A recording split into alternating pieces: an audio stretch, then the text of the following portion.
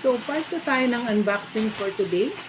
Ang susunod na i-unbox natin ay galing sa Kihang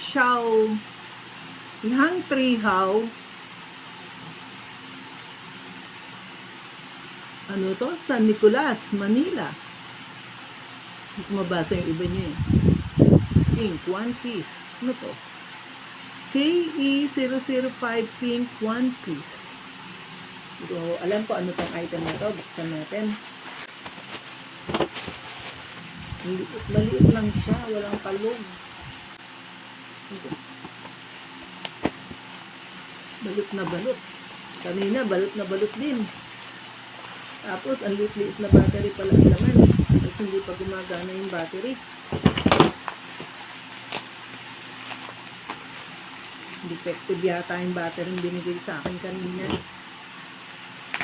So, ito check natin. Parang baka battery din ito. Ayan, ang hirap buksan.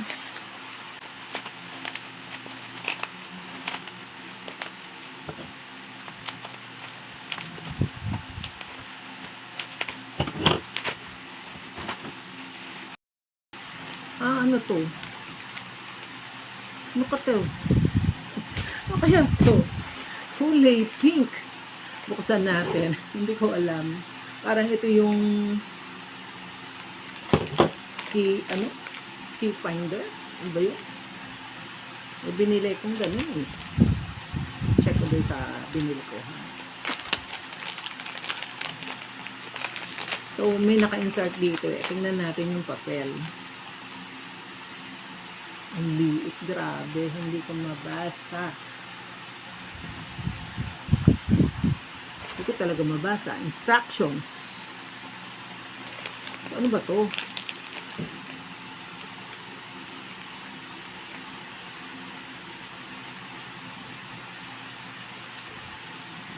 Ano ba to?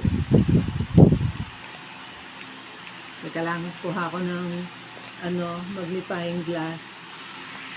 Ayan, kasi sobrang liit ng sulat. Puro tama ng ang magnifying glass ko. Puro tama ng nung naggawa kami ng ham. Puro talsik nung nung nagbugbog kami ng ham. Yan. Thanks for choosing Bluetooth Pink. Bluetooth pala to. Pink.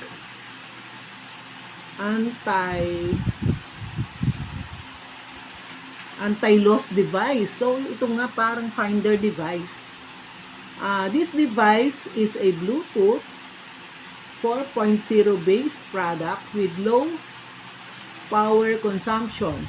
It is able to find easily lost device like key, handbags, etc. and avoid theft and avoid them to lose again by using a free app and a mobile device. Even you can put this device on a child to keep him or her in the safe range. Kumabasa, grabe. In the safe range you set with mobile app, or hang it to a pet which you won't worry if going lost. Ano bang English yun? Which you won't worry if going lost. Ano sa English yun? Nalilito utak ko. Which you can hang on a pet, sabi niya, which you can hang on a pet which you won't worry if going lost. Hindi naman if it going lost. Which you won't worry if going lost. Ganon. So, sige. App name to suit this device is Liit kasi, grabe. Skin stuff or eye searching. For iOS user, they can search Kindle or eye searching from app. Naku, paano ba to? Hindi ko siya maintindihan. So, ayun. Parang ano siya, search device. So, isi-set up mo pa siguro to sa laptop or sa cellphone or sa ano. So, isi-set up mo pa siya. So, ayan siya. Saka ko na siya babasahin ng ayos kasi ang hirap basahin. Sobrang liit. Ganyan. Oh, ang makakabasa lang siguro yung normal yung eyesight. Hindi normal ang eyesight ko. Paano na yung mas grabe sa akin ng mata? So, set aside ko to. Open tayo ng panibago. Mauubos oras ko sa kanya. Ito. Ano to? Product name. Stainless steel, 1.4 liters. Oil strainer. Container jug storage can with filter cooking. Container jug storage can with filter cooking. Pang filter ng oil, yung used oil. So, open natin. Plastic yung English ng natuturete yung utak ko dun eh. Hindi ko maintindihan. Kung iniikot utak ko sa pag-intindi.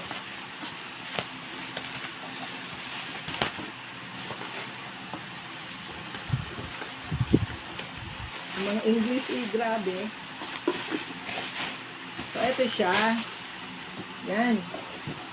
So, may lalagyan na ako ng used oil. Ayan siya, oh. Oil pot. Stainless steelware. So, ayan siya. Oil pot. Tapos, penutop. Penutop ang tawag niya dun sa sa cover. Saringan. Saringan daw to, yung oil strainer. Superior quality. So, ito yung pot. Yan. So, open natin.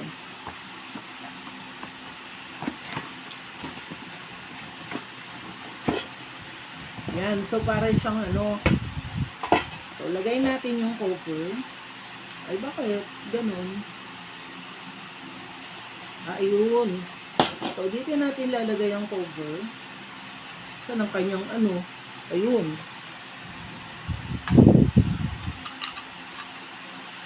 Yan. Lagay natin. At dito sa ilalim. Yan. Tapos, ikabit natin tong cover. Yan, yung handle ng cover.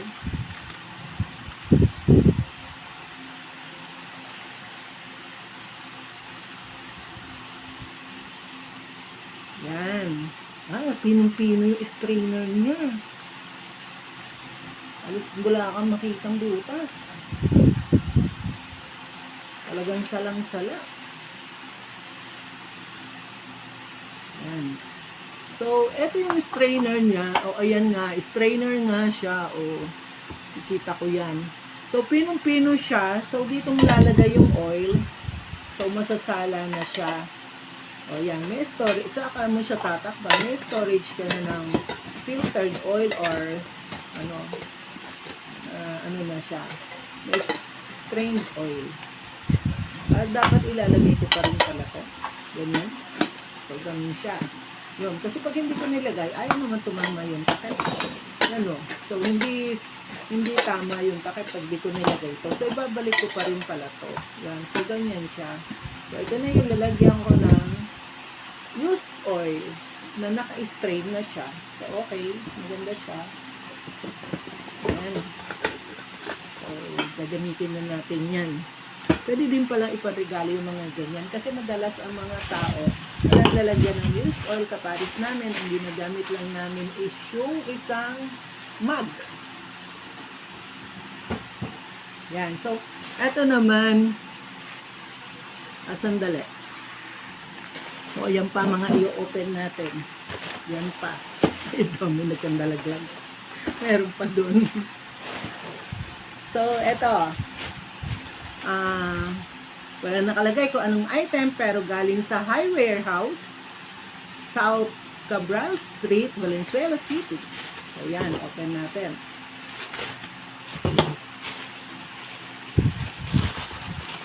Kaya ko. Wow, ang liit. Walang kalog. Hirap hulaan. Wow. Pulseras yata. Ay, hindi pulseras. Ay, ito yung yung blade na in-order ko para dun sa aking nawawalang blade, na grinder blade. Yan. So, sana tumama siya dun sa aking paggagamitan. Yan. Kasi nawawala yung grinder blade ko. Hindi ko alam sino kumuha. So, ayan siya. Sana tumama. Wait, kunin ko yung plate niya. Ha? Tingnan ko kung magmamatch. So, eto yung plate niya. So, mukhang match naman kasi from hole to hole, ayan, na-cover naman niya yung hole to hole. Yan, no? So, mukhang tama lang siya. So, okay. Mukhang tumama naman yung pili ko ng ng blade.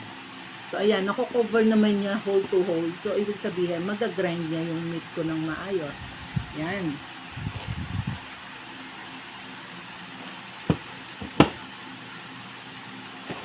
Hanap pa tayo na iba. Ito naman. Tingnan natin ano to. Ang liit lang nito. Yan, ang liit lang. Hindi ko makapa. Pulseras. Galing sa labo ng sulat. Hindi ko mabasa. Tapos nalagyan pa ng tape. Nabura pa. So, buksan na lang natin.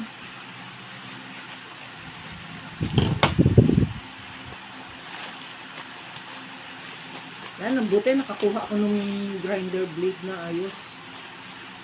Wala, ang hirap kasi pag pwede kasi kung umorder dun sa pinagbilhan ng sa US pa kasi yung binili yung grinder na yan eh. Pwede akong umorder doon. Dati pag nawawalan ako ng ng isang may nasirang isang part. So dati wala pa nung mga wala pang mga. So, sulat-sulat lang. So, susulat ako doon sa binilhan. Tapos, ayun, papadala na nila sa akin yung kailangan kong part. Ang hirap. Hahanapin ko pa yung manual. Hindi ko na alam saan ko tinago. So, eto. Yan. Maganda siya. Yan. Iba-ibang kulay. So, madaling i-match sa mga damit. So, yan. Ganda, oh. Diba? So, hanggang dyan nagtatapos ang ating unboxing for today. Sa part 3 naman tayo. Thanks for watching. Bye-bye!